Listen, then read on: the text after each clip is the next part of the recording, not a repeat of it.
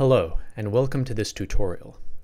In a previous video, we demonstrated how to score against a deployed machine learning model in Data Science Experience Local using Postman, a popular tool for making REST API calls. In this video, we will demonstrate how to write a simple Ruby program to score against the same deployed machine learning model, shown on this page. Writing this as a program will enable us to incorporate this predictive functionality into a larger application, such as a Ruby on Rails website. Okay, let's get started. Navigate with your browser to github.com, and then do a search in GitHub for IBM ML Ruby. Select this repository right here. This open source Ruby library acts as a wrapper around the IBM Machine Learning REST API. All the information that we need to write our Ruby program is contained in this repository's README, rendered down here. We will follow these instructions to write our program. The only requirement is to have Ruby installed on your development environment. If you do not yet have Ruby, you can refer to this link in the README for installation instructions. If I open a terminal, I can type ruby -- version to see that I currently have Ruby 2.4 installed on my machine. I also want to make sure that I have the gem command installed, which should be included with your Ruby installation. For those who are new to Ruby, gem refers to Ruby's package manager, similar to npm in Node.js. We can install this IBM ML gem by running this command from the README, gem install IBM ML.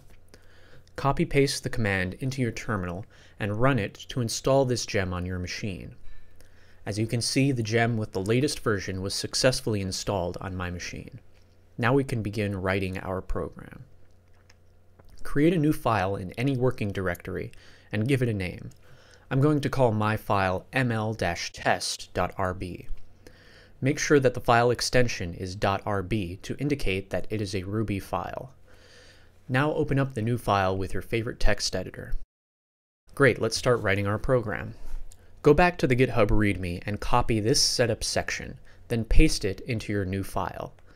This snippet defines a couple required dependencies, including our IBM ML gem, as well as the pretty print gem, which we will use to print hash variables in a more readable fashion. This record variable is assigned a hash containing a specific customer's attributes, which will be our input to the machine learning model. Now let's write the scoring call. Going back to the repository README, let's scroll down to the local section, and then copy this snippet of code into our program. We will need to fill in these 4 values to match our Data Science Experience Local configuration.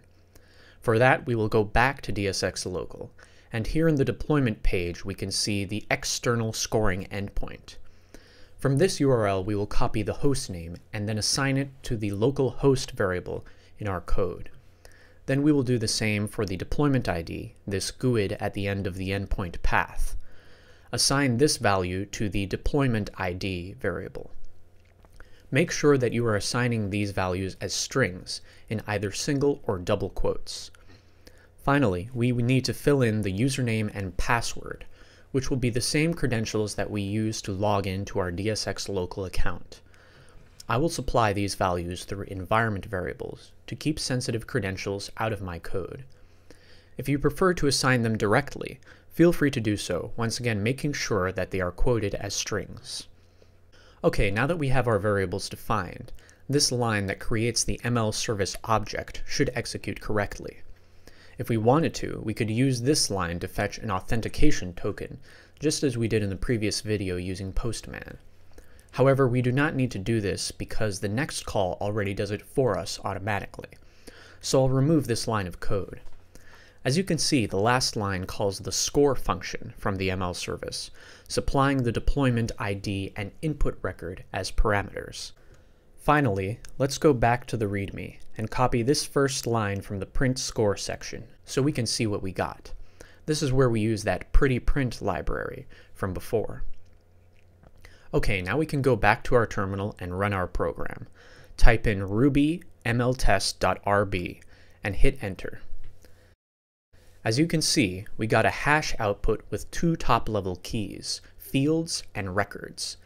These contain all of the key value pairs we see in our input record, as well as 4 additional pairs. We are interested in the last 2, prediction and probability. These represent the model's prediction for our input record, as well as the probability of each possible prediction value. In our case, we received 1.0 as the prediction value. The probability value that we received is an array of 2 values, representing the probability that the result is 0, as well as the probability that the result is 1, based on our model. You may notice that these 2 values add up to 1.0, or 100%. In order to process and display the results more clearly, we can add some additional code, shown here in the README, which calls the queryScore function. This function makes interpreting and processing the returned hash much easier.